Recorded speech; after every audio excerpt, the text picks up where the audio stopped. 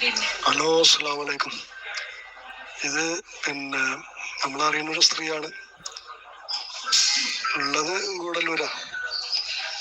പിന്നെ ഒരു മോള് കെട്ടിച്ചുള്ള ഇവിടെ മുംബൈയിലാണ്.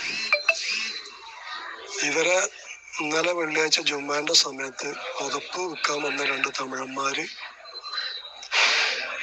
ഒറ്റയ്ക്ക് താമസിക്കുന്ന സ്ത്രീയാണ്.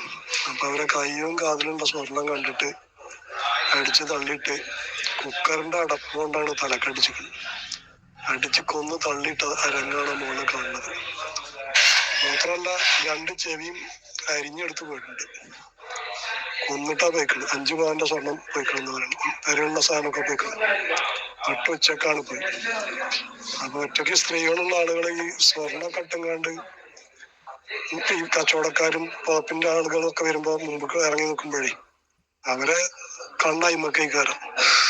അപ്പൊ ആ സ്വർണം കണ്ടിട്ട് ചെയ്തൊരു പരിപാടിയാ പോയി. അപ്പൊ അത് നമ്മളെ ഗ്രൂപ്പിലുള്ള ആളുകളായാലും ജുമാക്കൊക്കെ പോകുന്ന സമയത്ത് സ്ത്രീകളോട് അത് ശ്രദ്ധിക്കാൻ പറയാം. ഒരു കാരണവശാൽ ആ സമയത്ത് പുറത്തേക്കും ഇറങ്ങരുത്, കച്ചവടത്തിനും നിൽക്കരുത്, വാതിലും തുറന്നു കൊടുക്കരുത്.